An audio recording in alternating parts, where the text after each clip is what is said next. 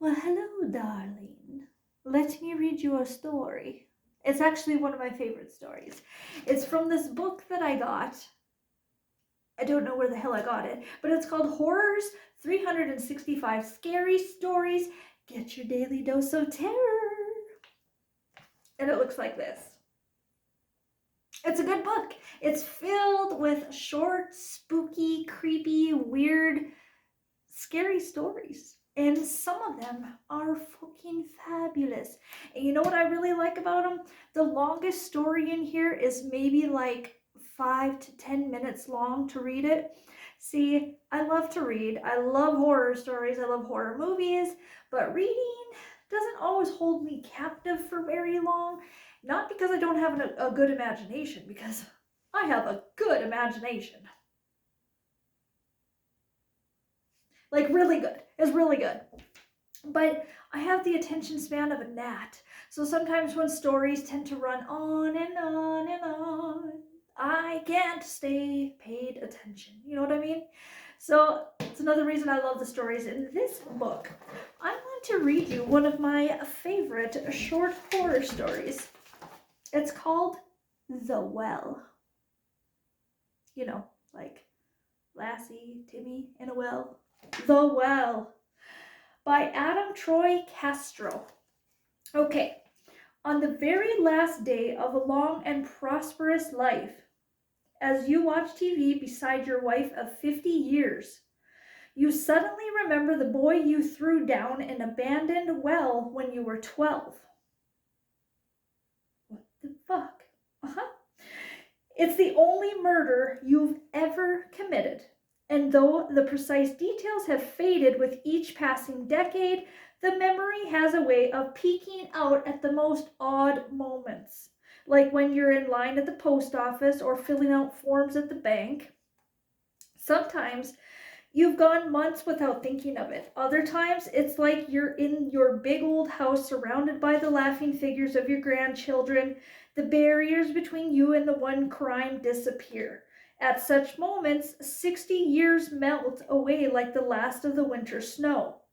And you find yourself vividly reliving those last heartbeats at the edge of the well when your best friend Jackie was hanging on for dear life, screaming at you for having pushed him, and you, rather than reach down to help him up, instead stomped hard on his pathetically clutching little fingers.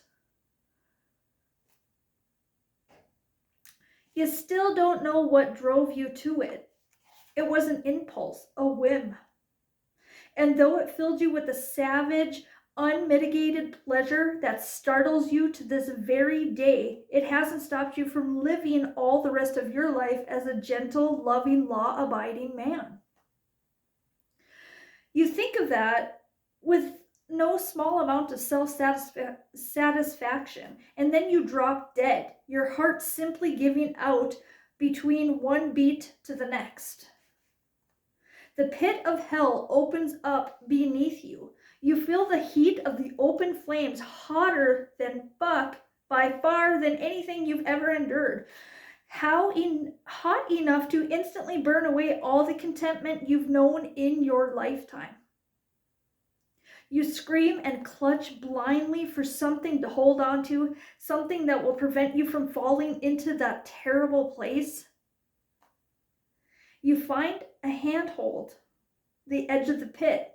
Your legs are dangling beneath you, blackened and blistered, but they're 1,000 miles away, so they're not important. What's important is holding on and preventing that inferno from swallowing you whole.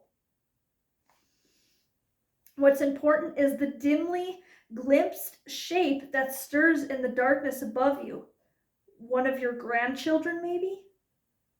You scream out, "Please, please, for God's sakes, help me!" And the child kneels and looks down at you. It's Jackie, who smiles angelically and says the two words that let you know that you are forever beyond rescue or beyond any hope. My turn.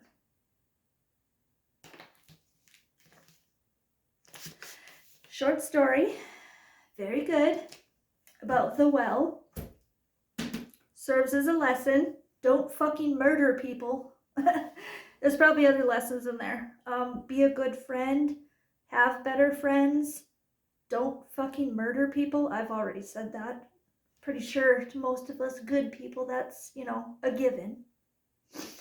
Anyways, I wanted to read you that short horror story. That one plays in my mind lots and lots. I kind of wish that I had a little bit more money to maybe direct a short little horror film to that. That would be really good. It'd be a really good one. And I think I may try to someday soon. But yeah, this book is called Horrors 365 Scary Stories. Get your daily dose of terror, because we all need to be terrified a little bit on the daily. Don't you think? Do you agree? Well, even if you don't, just listen to me. I know what I'm talking about here. Okay? Anyways, that was your bedtime story for tonight.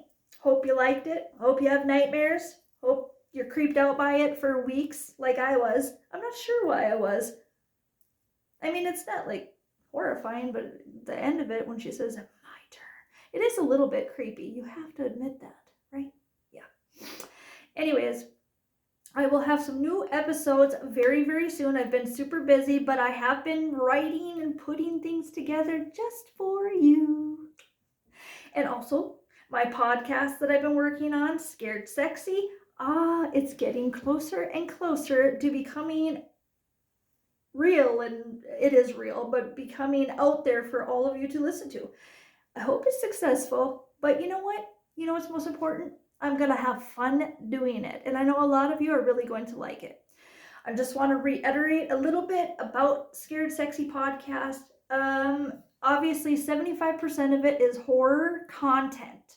So we're going to do scary stories, paranormal, anything pertaining to scary, creepy, weird, horror. We're going to cover it, okay? Okay.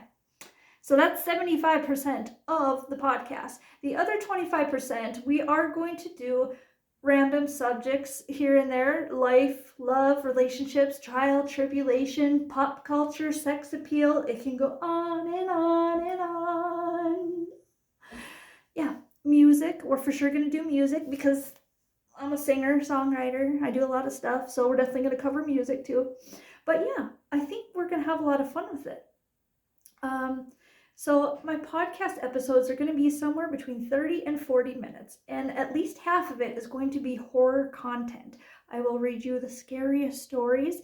Some of them I write myself because I love to write, even scary, scary stuff that I think you'll really like.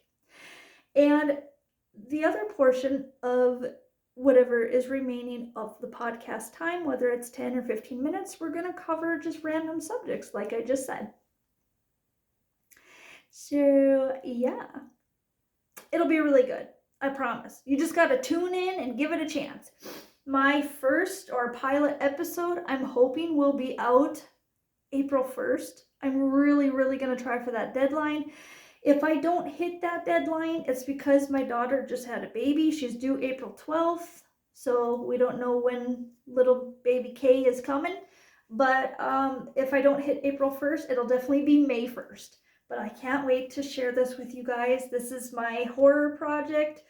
The Red Dahlia is the horror the horror name, and then I have all these little projects underneath it. So you can find the Red Dahlia on YouTube, Facebook, and TikTok.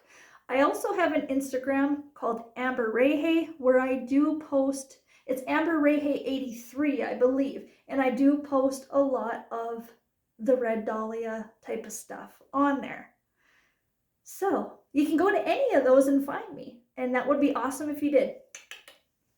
Anyways, I hope you liked the story.